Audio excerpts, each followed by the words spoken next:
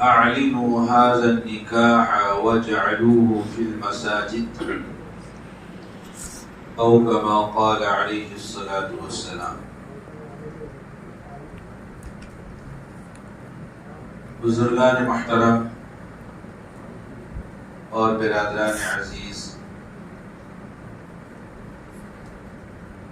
یہ نکاح کی ایک مقدس اور بابرکت مجلس ہے جس میں شرکت کے لیے ہم اور آپ اللہ کے اس گھر میں اکٹھا اور جمع ہوئے ہیں۔ فارم تیار ہو رہے ہیں، نوشا میاں کا انتظار ہے، ان کے آنے تک ویسے ہی فضول بیٹھنے اور ادھر ادھر کی باتیں کرنے سے اچھا یہ ہے کہ کچھ دین کی باتوں کا مذاکرہ ہو جائے۔ اس میں میرے لیے بھی نفع ہے، آپ حضرات کے لیے بھی نفع ہے۔ تو نوشا میاں آ جائیں گے تو فوراً ہی انشاءاللہ عقد ہو جائے گا۔ ان کے آنے تک کے لیے میں آپ کے درمیان میں حائل ہوں۔ نکاح ایک مقدس فریضہ ہے، تمام انبیاء کرام علیہم الصلاۃ والسلام کی سنت اور طریقہ ہے، اور ایک انسانی ضرورت بھی ہے۔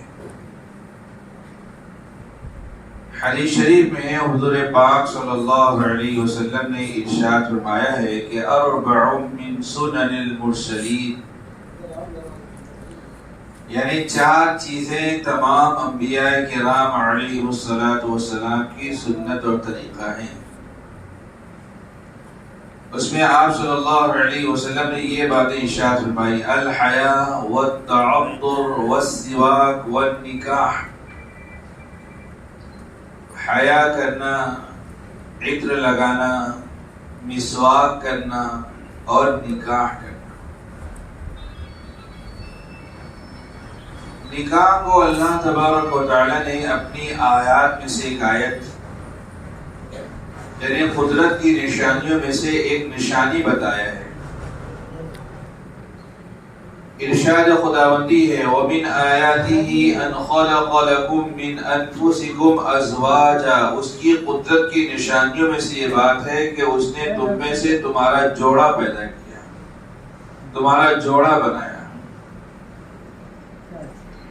اس میں آیت اور قدرت کی نشانی ہونے کی کیا بات ہے؟ تو غور کرنے سے یہ بات معلوم ہوتی ہے کہ نکاح صرف ایجاب و قبول کے 2 بول کا ہی نام نہیں ہے، بلکہ اس کے ذریعے سے 2 اجنبی مرد و عورت کے درمیان محبت و مودت کا تعلق قائم ہوتا ہے۔ صرف 2 افراد نہیں بلکہ 2 خاندان کے درمیان قلبی رشتہ و تعلق جڑتا ہے۔ اور کبھی بارات دوسرے گاؤں سے آئے تو 2 گاؤں والے آپس میں ایک دوسرے سے ملتے ہیں۔ جہاں کا نوشہ ہوتا ہے، کبھی وہاں کسی ضرورت سے جانا ہو تو لوگ یہ کہتے ہیں کہ ہمارے گاؤں کا داماد وہاں رہتا ہے۔ 2 گاؤں کے درمیان میں رشتہ و تعلق پیدا ہو جاتا ہے۔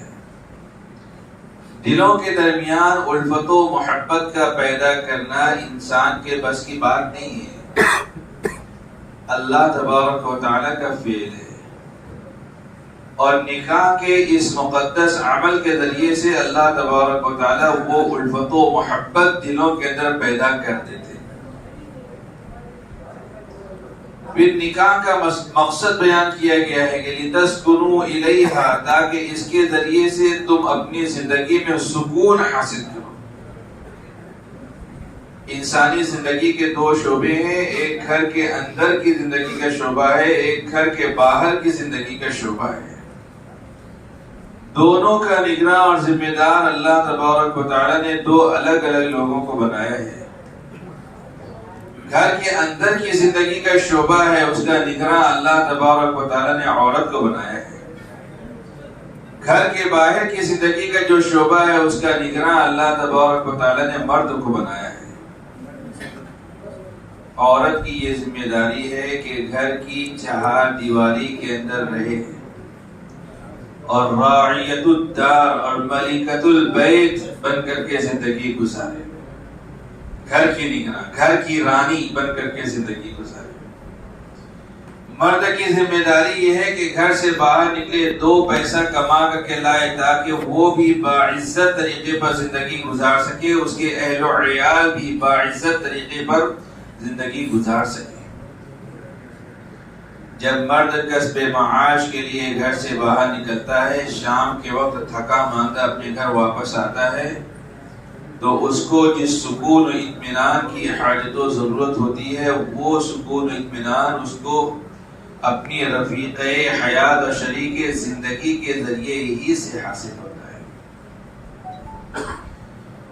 سیرت طیبہ مبارکہ سے بھی ہم کو یہ بات معلوم ہوتی ہے کہ حضور نبی کریم صلی اللہ علیہ وسلم پر جب سخت حالات آئے تو آپ صلی اللہ علیہ وسلم کے سکون و اطمینان کا ذریعہ آپ کی شریک حیات زوجہ مطہرہ حضرت خدیجہ الکبریٰ رضی اللہ عنہا بنی۔ غار حرا میں حضرت جبرائیل علیہ السلام پہلی مرتبہ آئے اور سورہ اقرا کی ابتدائی آیات کا القاء حضور پاک صلی اللہ علیہ وسلم کے قلب مبارک میں کیا۔ نبوت و رسالت سے حضور نبی کریم صلی اللہ علیہ وسلم سرفراز ہوئے۔ ان ذمہ داریوں کے احساس سے حضور نبی کریم صلی اللہ علیہ وسلم کے بدن مبارک پر کبھی طاری ہو جاتی تھی۔ آپ صلی اللہ علیہ وسلم پر بار بار بخار آ جاتا تھا۔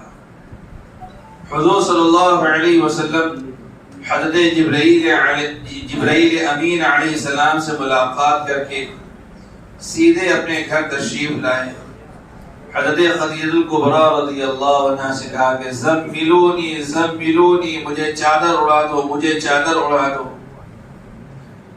حضرت خدیجہ رضی اللہ عنہا نے پہلے حکم کی تعمیل کی، چادر اڑا دی۔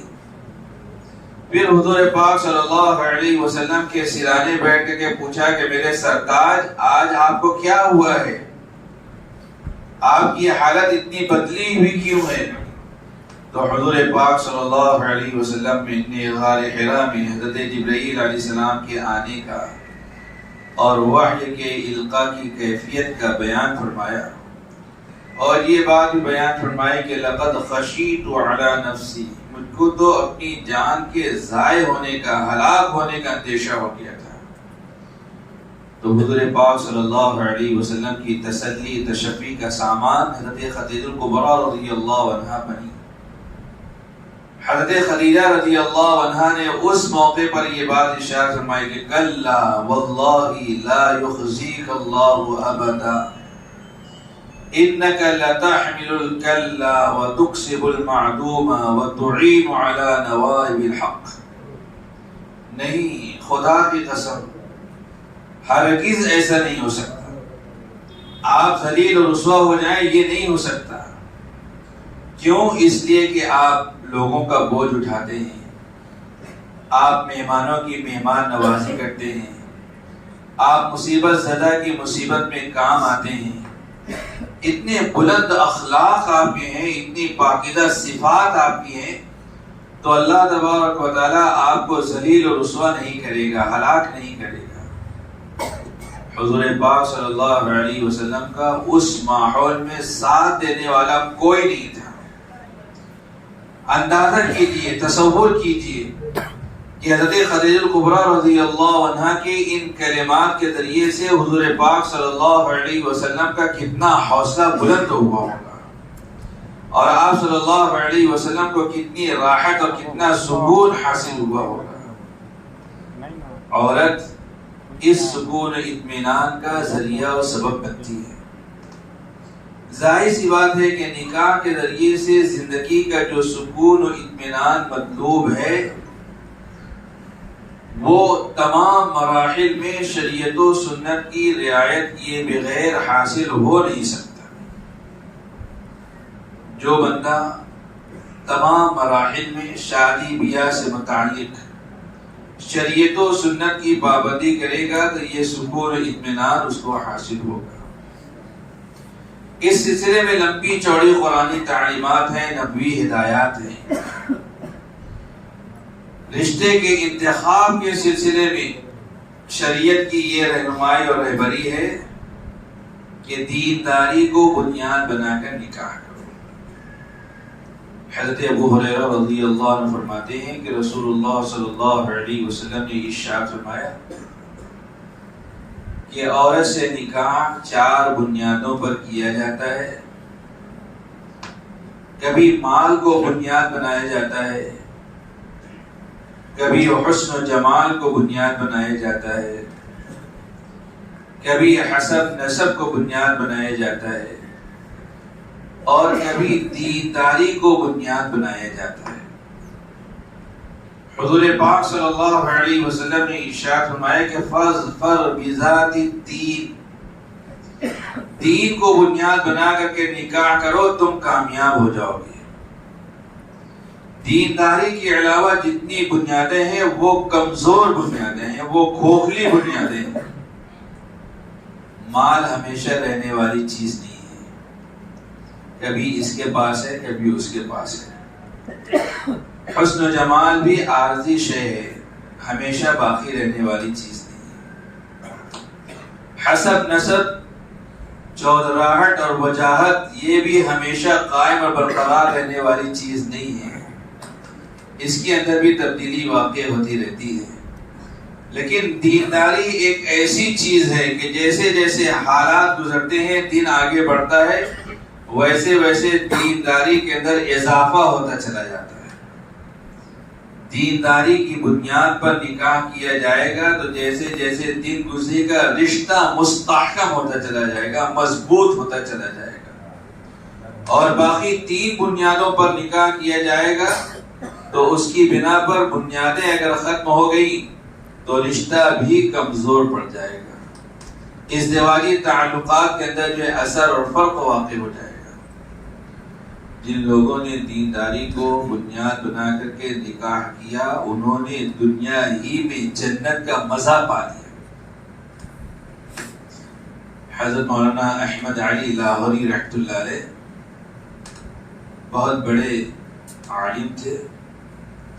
حضرت مولانا علی میاں ندوی رحمۃ اللہ علیہ جیسے کبار علماء نے ان سے علمی استفادہ کیا ہے، ان کی شاگردی اختیار کی ہے۔ یہ سکھ خاندان سے تعلق رکھنے والے تھے، سب مشرک تھے۔ اللہ تعالیٰ نے ان کے خانہ دل کو ایمان کی روشنی سے منور کیا، یہ مسلمان ہو گئے۔ اسلام قبول کرنے کے بعد تعلیم حاصل کرنے کے لیے دارالعلوم دیوبند میں آئے۔ شیخ الہند رحمۃ اللہ علیہ کے شاگرد تھے۔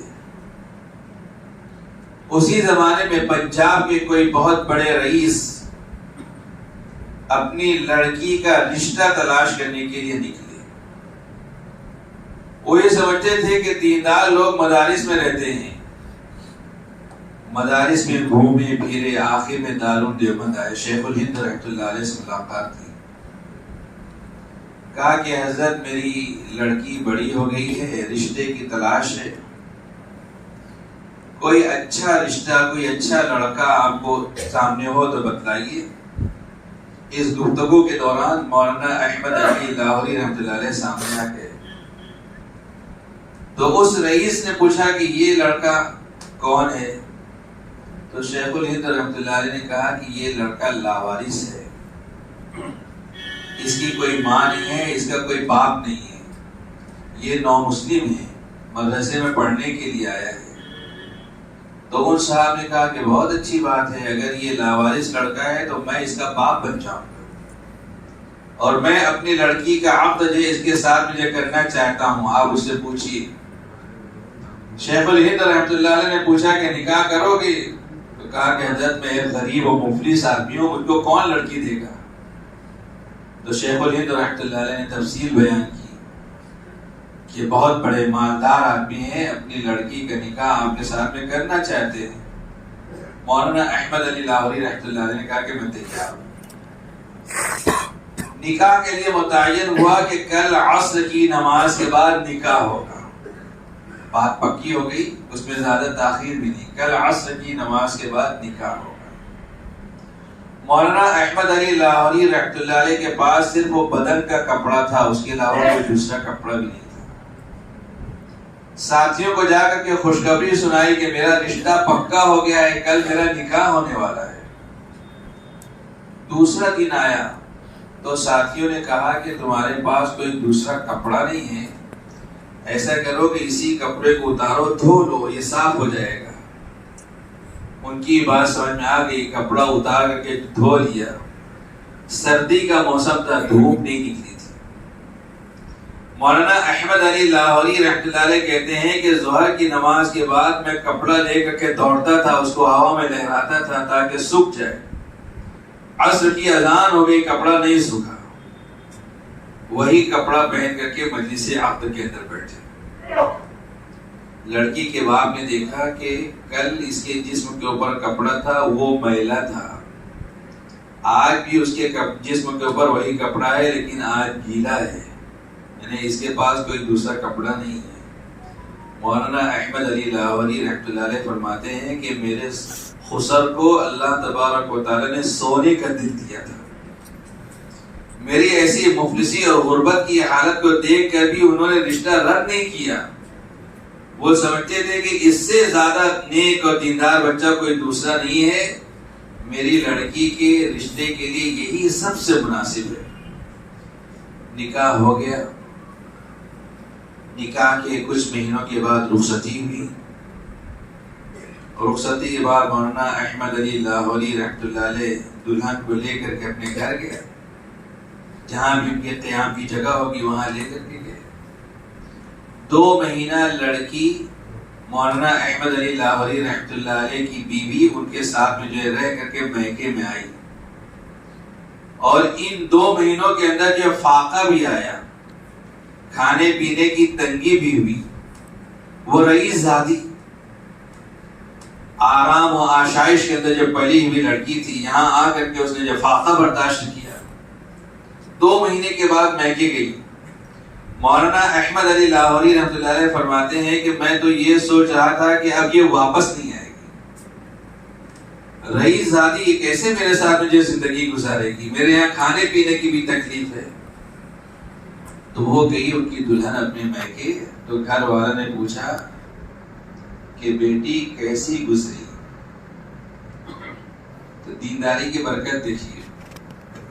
مولانا احمد علی لاہوری رحمۃ اللہ علیہ کی بیوی کہتی ہیں کہ امی جان ہم تو یہ سنتے تھے کہ مرنے کے بعد جنت ملے گی، مجھ کو تو دنیا ہی میں جنت ملے گی۔ یہ دینداری کی برکت ہے۔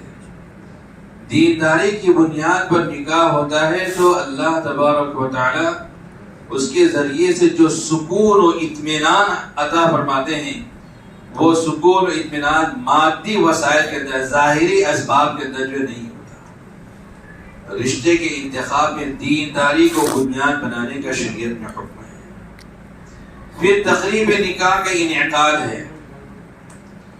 نکاح کی تقریب کے انعقاد کے سلسلے میں شریعت کی رہنمائی اور رہبری یہ ہے کہ اعلنوا هذا النکاح واجعلوه في المساجد، یعنی نکاح کا اعلان کرو اور اس کو مسجدوں میں منعقد کرو۔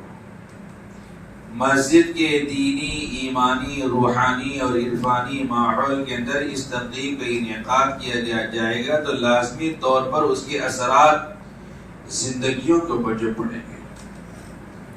اور بھی شادی بیاہ کی تقریبات کے سلسلے میں حضور پاک صلی اللہ علیہ وسلم کی رہنمائی اور رہبری یہ ہے کہ اس نکاح کے اندر سب سے زیادہ خیر و برکت دی جاتی ہے جس کے اندر اسراف اور فضول خرچی کم سے کم۔ شریعت نے نکاح کو بالکل سادہ، آسان، کم خرچ بلکہ بغیر خرچ کا بنایا ہے۔ اس میں کوئی جھنجھٹ نہیں ہے۔ کوئی تکلیف نہیں ہے، کوئی پریشانی نہیں ہے. دشواریاں پیدا ہوتی ہیں رسم و رواج کی پابندی کی وجہ سے. رسم و رواج کی بندشوں کے اندر جب ہم جکڑتے چلے جاتے ہیں تو تقریب نکاح کے انعقاد کے سلسلے میں دشواریاں پیدا ہوتی ہیں. نکاح کے اندر صرف دو ہی بڑے بڑے خرچے ہیں، ایک مہر کا خرچ ہے، ایک ولیمے کا خرچ ہے. اور یہ دونوں خرچ مرد کے اوپر عائد ہوتے ہیں، لڑکی پر، لڑکی کے گھر والوں پر کوئی خرچہ نہیں. مہر کے سلسلے میں اللہ تعالی نے حکم دیا وَآتُوا النِّسَاءَ صَدُقَاتِهِنَّ نِحْلَةً، عورتوں کو ان کا مہر خوشدلی کے ساتھ میں ادا کرو. مہر عورت کا حق ہوتا ہے، اس کو مجلس عقد میں نقد ادا کرنے کی فکر اور کوشش کرنی چاہیے. مہر عنوان ہے اس بات کا کہ آئندہ اس عورت کے جتنے بھی اخراجات ہوں گے ان اخراجات کی ادائیگی کی ذمہ داری مرد کی ہے. اس ذمہ داری کا عنوان جو ہے مہر کو بنایا گیا ہے. حضور پاک صلی اللہ علیہ وسلم نے ارشاد فرمایا کہ جس شخص نے نکاح میں مہر متعین کیا اور اس کی نیت یہ ہے کہ مہر کبھی ادا کرنا ہی نہیں ہے تو میاں بیوی جب اپنے خصوصی تعلق کو قائم کریں گے وہ سارا عمل گناہ کے اندر شمار ہوگا. شریعت کے اندر مہر کے ادھار ہونے کا کوئی رواج نہیں، مہر نقد ادا ہونا چاہیے. دوسرا خرچ ولیمے کا ہے. ولیمہ بھی مالی حیثیت کے اعتبار سے ہے. جتنی حیثیت ہے اتنا ولیمہ کر دینے سے سنیت ادا ہو جاتی ہے. حضور پاک صلی اللہ علیہ وسلم غریبوں کے بھی نبی ہیں، مالداروں کے بھی نبی ہیں. حضور پاک صلی اللہ علیہ وسلم کی حیات طیبہ میں سب کے لیے رہنمائی اور رہبری ہے، اسوہ اور نمونہ ہے. حضور پاک صلی اللہ علیہ وسلم نے حضرت ام سلمہ رضی اللہ عنہا سے نکاح کیا تو صرف 2 سیر جو کا آپ صلی اللہ علیہ وسلم نے ولیمہ فرمایا. 2 سیر جو میں جتنی روٹیاں پکی، جتنے لوگ کھا سکے اتنے ہی لوگوں کو حضور پاک صلی اللہ علیہ وسلم نے مدعو کیا. ام المؤمنین حضرت صفیہ رضی اللہ عنہا سے حضور پاک صلی اللہ علیہ وسلم نے سفر میں نکاح کیا اور سفر کی حالت میں ہی آپ صلی اللہ علیہ وسلم نے ولیمہ بھی فرمایا. حضرت انس بن مالک رضی اللہ عنہ کہتے ہیں کہ چمڑے کا دسترخوان بچھا دیا گیا. آپ صلی اللہ علیہ وسلم نے ارشاد فرمایا کہ تمہارے پاس جو توشہ ہے وہ لے آؤ. صحابہ کرام نے جو تھا ان کے پاس وہ لے آئے اور دسترخوان پر رکھ دیا. آپ صلی اللہ علیہ وسلم نے ارشاد فرمایا کہ کھاؤ، تمہاری ماں صفیہ کا ولیمہ ہے. ولیمے کی ایک شکل یہ بھی ہو سکتی ہے، جس نے نکاح کیا ہے اس کو بلا لیا جائے، دوست و احباب اپنے اپنے گھر سے جو ہے ڈبہ لے آئیں، ٹفن لے آئیں، سب بیٹھ کر کے کھا لیں. یہ بھی ولیمے کی ایک شکل ہے. کتنا آسان حضور نبی کریم صلی اللہ علیہ وسلم نے کر کے دکھایا. پھر جب وسعت آئی، حضرت زینب رضی اللہ عنہ سے حضور پاک صلی اللہ علیہ وسلم نے نکاح کیا تو آپ صلی اللہ علیہ وسلم نے 300 آدمیوں کو مدعو کیا اور اس میں آپ صلی اللہ علیہ وسلم نے روٹی اور گوشت سے ضیافت فرمائی. تو جس کی جتنی حیثیت ہے اس اعتبار سے جو ہے ولیمہ کرنا چاہیے. اس میں بھی زیادہ جھنجھٹ نہیں ہے. حضرت مولانا شاہ منیر احمد صاحب دامت برکاتہم اکثر بیان فرماتے ہیں کہ ایک جگہ نکاح کی مجلس منعقد ہوئی، دولہا آیا، قاضی صاحب نے جو آ کر کے ایجاب و قبول کر دیا، دعا ہو گئی، لوگ ایک دوسرے کو مبارکباد دینے لگے. تو غیر مسلم بھی اس نکاح میں شریک تھے. تو ان غیر مسلموں نے کہا کہ اسلام کے اندر نکاح کے اس عمل میں اتنی سادگی ہے، ایسے اچھے مذہب کا کلمہ ہم کو ابھی پڑھو. فوراً اسلام کا کلمہ پڑھ کر کے حلقہ بغوش اسلام ہو گئے.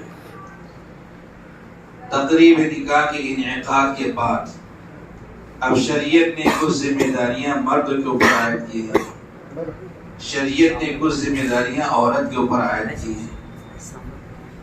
مرد کی پہلی ذمہ داری یہ ہے کہ جس لڑکی کو اپنی بیوی بنا کر کے لایا ہے اس کے ساتھ میں حسن سلوک کرنا، اچھا رویہ، اچھا برتاؤ اختیار کرنا۔ قرآن کریم میں اللہ تعالیٰ نے ارشاد فرمایا کہ وَعَاشِرُوهُنَّ بِالْمَعْرُوفِ، یعنی ان عورتوں کے ساتھ میں سلوک و برتاؤ اچھا رکھو۔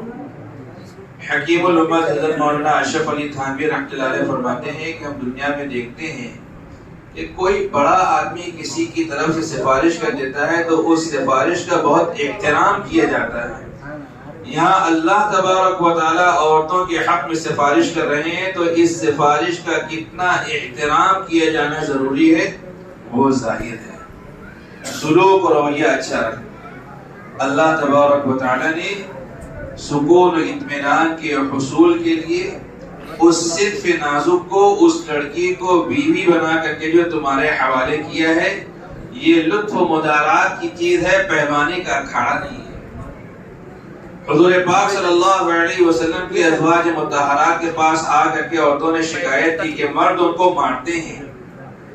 آپ صلی اللہ علیہ وسلم نے لوگوں کو جمع کیا اور ارشاد فرمایا کہ ازواج مطہرات کے پاس آ کر کے عورتوں نے شکایت کی کہ مرد ان کو مارتے ہیں، اولئک لیس بخیارکم، عورتوں کو مارنے والے مرد اچھے لوگ نہیں ہیں۔ اسی طریقے سے مرد کی دوسری ذمہ داری یہ ہے کہ جس لڑکی کو اپنی بیوی بنا کر کے لایا ہے اب اس کے تمام اخراجات کی ادائیگی اس کو کرنا ہے، اور دوسری طرف اس عورت کی بھی ذمہ داری ہے کہ وہ اطاعت و فرمانبرداری کے ساتھ میں زندگی گزارے۔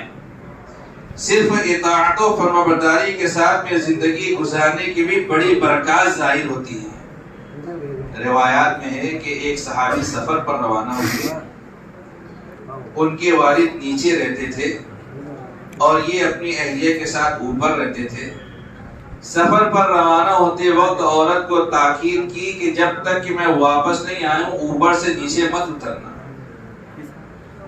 ان صحابیہ کے والد بیمار ہو گئے، حضور پاک صلی اللہ علیہ وسلم سے مسئلہ پوچھا کہ شوہر سفر پر ہیں، جاتے وقت یہ کہہ کر گئے ہیں کہ اوپر سے نیچے مت آنا، کیا اپنے والد کی عیادت کے لیے جاؤں، نیچے اتروں؟ آپ صلی اللہ علیہ وسلم نے منع فرمایا کہ نہیں، شوہر نے منع کیا ہے، تم اوپر سے نیچے نہیں آ سکتے۔ بیماری بڑی، ان صحابیہ کے والد کا انتقال ہو گیا۔ ان صحابیہ نے پھر مسئلہ پوچھا کہ میرے والد کا انتقال ہو گیا ہے، اب اوپر سے نیچے آؤں؟ حضور پاک صلی اللہ علیہ وسلم نے ارشاد فرمایا کہ نہیں، تمہارے شوہر نے جاتے وقت جب منع کیا تھا تم اوپر سے نیچے نہیں آ سکتے۔ آپ کی تدفین ہو گئی، جنازہ اٹھ گیا۔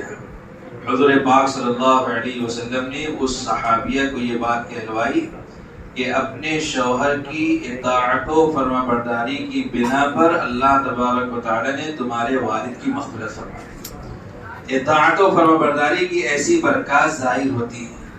پھر دو بہت بری رسمیں رائج ہیں، جاری ہیں۔ ابھی دستخط کے لیے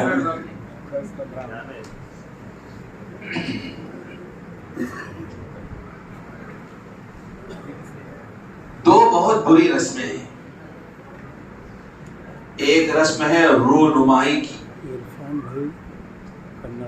اور ایک رسم ہے راز اور تنہائی کی باتوں کی افشا کی۔ رونمائی یعنی دلہن کا چہرہ نامحرموں کو دکھانا۔ شادی ہو جاتی ہے تو دلہن کا منہ دیکھنے کے لیے سب آتے ہیں، محرم اور نامحرم کی کوئی تمیز نہیں ہوتی، اور جب شادی ہو جاتی ہے تو دولہا بھی اپنے دوستوں کو لے کر کے دلہن کے پاس جاتا ہے۔ ہماری شریعت مطہرہ کے اندر، ہمارے پاکیزہ دین کے اندر اس بات کی کوئی گنجائش نہیں ہے، اس بات کی کوئی گنجائش نہیں ہے۔ نامحرم کو دیکھنے والا مرد بھی ملعون ہے، اور جو عورت نامحرم کو دیکھنے کا ذریعہ بنے وہ بھی ملعون ہے۔ نامحرم مردوں کو لے کر کے جائے گا، اپنی بیوی کا چہرہ دکھائے گا، سب کے اوپر لعنت برسے گی۔ نئی زندگی کا آغاز ہو رہا ہے، اس نئی زندگی کے آغاز کے پہلے ہی دن اللہ تبارک و تعالیٰ کی جو ہے لعنت کے مستحق بنیں گے تو سوچو آگے کی زندگی خوشگوار کیسے گزر سکتی ہے۔ مرد اپنے دوستوں کو اپنی بیوی کے پاس لے کر کے جاتا ہے، ان کی ملاقات کرواتا ہے، ان کا تعارف کرواتا ہے، پھر کبھی اس کے غائبانے میں غیر حاضری میں وہ دوست احباب گھر پر آتے ہیں، کچھ بات چیت ہو جاتی ہے تو اسی عورت کے کردار پر شک کرنے لگتا ہے، اور پھر دھیرے دھیرے جو ہے بات اتنی بڑھتی ہے کہ بات تفریق و جدائی تک پہنچ جاتی ہے، طلاق کی نوبت آ جاتی ہے۔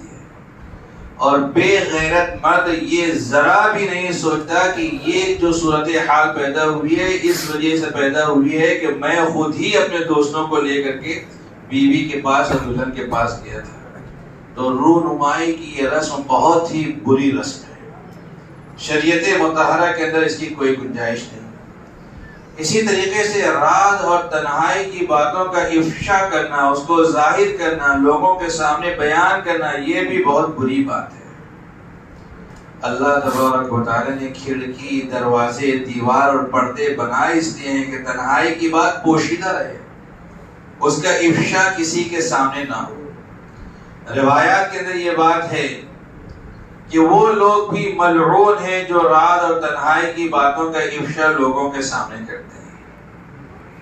شادی ہو گئی، نکاح ہو گیا، دلہا اور دلہن کی ملاقات ہوئی، تو پھر ہوتا یہ ہے کہ مرد اپنے دوستوں کے سامنے تنہائی کی باتوں کو مزہ لے لے کر کے بیان کرتا ہے، دلہن اپنی سہیلیوں کے سامنے راز اور تنہائی کی باتوں کا جو ہے مزہ لے لے کر کے جو بیان کرتی ہے۔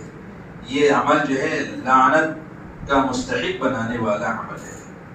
صحابہ کرام رضوان اللہ تعالی اجمعین کی زندگیوں کے اندر ہر شعبہ حیات کے سلسلے میں مثالیں ہیں، شادی بیاہ کی تقریبات کے سلسلے میں ان کی زندگیوں میں مثالیں ہیں، کیسی سادگی کے ساتھ میں جو ہے وہاں نکاح کی تقریبات ہوتی تھی۔ حضرت عبداللہ ابن عمر رضی اللہ عنہ کے شاگرد نافع نے ان سے یہ کہا کہ آپ کی جو صاحبزادی ہے میں ان سے نکاح کرنا چاہتا ہوں۔ عبداللہ ابن عمر خانہ کعبہ کا طواف کر رہے تھے، عبداللہ ابن عمر نے کوئی جواب نہیں دیا۔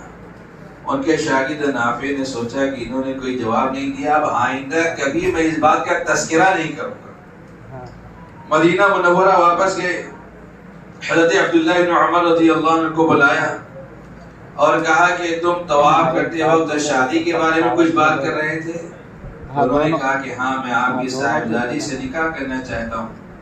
تو کہا ابھی بھی تمہاری یہی رائے ہے، تمہاری یہی خواہش ہے؟ کہا کہ ہاں میں کرنا چاہتا ہوں۔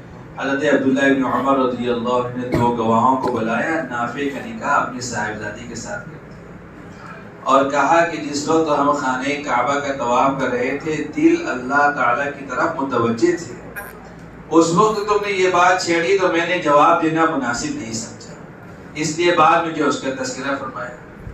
حضرت ابو درداء رضی اللہ عنہ سے حضرت بلال حبشی رضی اللہ عنہ نے کہا کہ اس گھر میں ایک لڑکی ہے، اس سے میں نکاح کرنا چاہتا ہوں، میرے لیے نکاح کا پیغام آپ لے کر کے جاؤ۔ حضرت ابو درداء رضی اللہ عنہ گھر میں گئے اور بہت دیر کے بعد باہر آئے اور آ کر کے حضرت بلال رضی اللہ عنہ سے کہا کہ اس گھر میں جانے کے بعد ایسا کام ہو گیا ہے کہ اس کو بیان کرتے ہوئے شرم آتی ہے۔ حضرت بلال رضی اللہ عنہ نے کہا کہ زیادہ سے زیادہ یہ ہوا ہوگا کہ ان لوگوں نے انکار کر دیا ہوگا، اور کیا بات ہو سکتی ہے؟ تو حضرت ابو درداء رضی اللہ عنہ نے کہا کہ نہیں، یہ بات نہیں ہے، انہوں نے آپ سے نکاح کرنے کو تو انکار کر دیا، لیکن ان لوگوں نے کہا کہ اگر آپ نکاح کرنا چاہیں تو ہم تیار ہیں، تمہارے ساتھ میں ہم نکاح کر سکتے ہیں۔ تو میں نے گھر میں جو اس لڑکی سے نکاح کر لیا۔ یہ بات بتاتے ہوئے شرم آ رہی ہے۔ حضرت بلال رضی اللہ نے کہا کہ اس میں شرمانے کی کیا بات ہے؟ اللہ تبارک و تعالیٰ نے وہ لڑکی آپ کے نصیب میں لکھی تھی اور میں اس کے لیے کوشش کر رہا تھا، شرم تو مجھ کو آنی چاہیے۔ اتنی آسانی اور سادگی سے اس زمانے کے اندر جو نکاح ہوتے تھے۔ حضرت سلمان فارسی رضی اللہ عنہ ایک صحابی ہیں، قبیلہ کندہ کی ایک خاتون سے ان کا نکاح ہوا۔ نکاح کے بعد رات گزارنے کا انتظام عورت کے گھر میں ہی تھا۔ حضرت سلمان فارسی رضی اللہ عنہ جب رات میں اپنے گھر میں بیوی کے پاس جانے لگے تو اپنے دوست و احباب کو گھر کے باہر ہی روک دیا، ان کا شکریہ ادا کر کے ان کو روانہ کر دیا اور گھر میں تنہائی داخل ہوئے۔ دیکھا کہ گھر کو بہت ہی عمدہ قسم کے پردوں سے آراستہ اور مزین کیا گیا تھا۔ حضرت سلمان فارسی رضی اللہ عنہ نے پوچھا کہ کیا بات ہے؟ خانہ کعبہ قبیلہ کندہ میں اٹھ کر کے آ گیا ہے یا تمہارے گھر کو بخار لگ گیا ہے؟ اتنے کپڑے، اتنی چادر اور پردے یا تو خانہ کعبہ پر ہیں یا اس شخص کے اوپر ڈالے جاتے ہیں جس کو بخار لگتا ہے۔ لوگوں نے کہا کہ ایسا کچھ بھی نہیں ہے، تو کہا کہ سب پردے ہٹاؤ، سارے پردوں کو جو ہٹا دیا۔ اندر گئے تو دیکھا کہ بہت سے غلام اور باندیاں ہیں۔ پوچھا کہ یہ غلام اور باندی کس کے ہیں؟ لوگوں نے کہا کہ آپ کی اور آپ کی اہلیہ کی۔ حضرت سلمان فارسی رضی اللہ عنہ نے کہا کہ حضور پاک صلی اللہ علیہ وسلم نے مجھ کو اس بات کا حکم دیا ہے کہ اتنے ہی غلام باندی اپنے پاس رکھوں جن سے میں خود نکاح کر سکوں یا ان کا نکاح دوسروں سے کرا سکوں۔ میرے اندر اس کی طاقت نہیں ہے، لہذا مجھ کو غلام باندیوں کی بھی ضرورت نہیں ہے۔ اور دیکھا تو ایک طرف ڈھیر سارے برتن رکھے ہوئے تھے۔ پوچھا کہ یہ برتن کس کے ہیں؟ کہا کہ آپ کے ہیں اور آپ کی اہلیہ کے۔ حضرت سلمان فارسی رضی اللہ عنہ نے کہا کہ حضور پاک صلی اللہ علیہ وسلم نے مجھ کو اس بات کی وصیت فرمائی ہے، یعنی حکم دیا ہے کہ میں اتنے ہی برتن اپنے پاس رکھوں جتنا برتن ایک مسافر کے پاس ہوتا ہے، لہذا ان برتنوں کی بھی مجھ کو ضرورت نہیں ہے۔ پھر اپنی اہلیہ سے ملاقات کی تو اپنی اہلیہ سے کہا کہ حضور پاک صلی اللہ علیہ وسلم نے مجھ کو اس بات کا حکم دیا ہے کہ جب اپنی اہلیہ سے ملاقات کروں تو اللہ تبارک و تعالیٰ کی عبادت و فرمانبرداری کے ساتھ ملاقات کروں۔ نماز پڑھنے کی جگہ یہ لوگ گئے، جتنی اللہ تبارک و تعالیٰ نے جو نماز پڑھنے کی توفیق تھی نمازیں ان لوگوں نے جو ادا کی۔ پھر اپنے بستر پر آ گئے۔ صبح ہوئی، حضرت سلمان فارسی رضی اللہ عنہ دوستوں کے سامنے آئے تو دوستوں نے پوچھا کیف وجدت اہلک، اپنی اہلیہ کو کیسا پایا؟ تو روایات میں اعرضا، حضرت سلمان فارسی رضی اللہ عنہ نے منہ پھیر لیا۔ دوبارہ سوال کیا گیا، پھر منہ پھیر لیا۔ سہبارہ سوال کیا گیا، پھر منہ پھیر لیا۔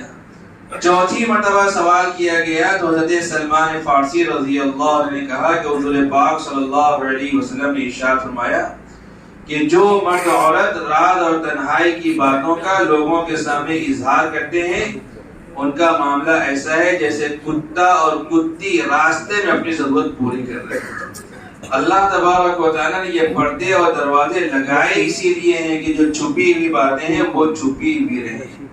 یہ مجلس نکاح ہے، نکاح کی مناسبت سے میں نے یہ چند باتیں آپ حضرات کے سامنے بیان کی۔ اللہ تبارک و تعالیٰ سے دعا ہے کہ اللہ تبارک و تعالیٰ اس رشتے ازدواج کو ہر اعتبار سے باعث خیر و باعث برکت بنائے۔ وآخر دعوانا الحمدللہ۔